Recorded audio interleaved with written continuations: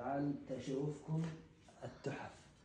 هذول يا سيدي صار لهم فوق يمكن 50 سنة أو 60 سنة ويصير أكثر. يعني أقول لك نظرة على الفنجان هذا. الفنجان هذا يا سيدي أكبر كفالة أزبي منه من 60 سنة. هذا الفنجان هذه شغل العواجيز يا أخي، تحف علي الحلال. وين يعني أنا بالصدفة تعطتني المفتاح أفوت على الغرفة هاي.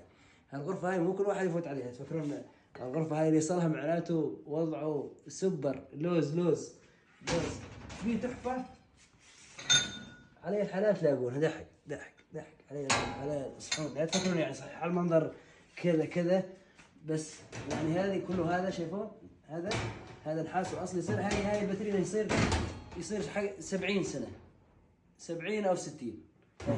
ولا هذه صحيح ريانة وكذا، عرفتم علشان بس ما تفرط بيها بالحياة وبالدنيا. بس هي على الأول يعني خلاص الغرض اللي يفوت هين ما يطلع يعني. واللي يفوت على الغرفة هاي عندي العجوز معناته هذه الأمور تمام.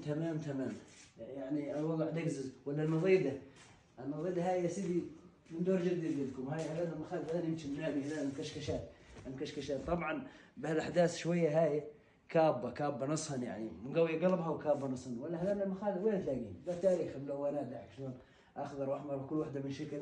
واللحف هذن يا سيدي النسن خالص دنا يا سيدي النسن. وطفي استاذ علاء.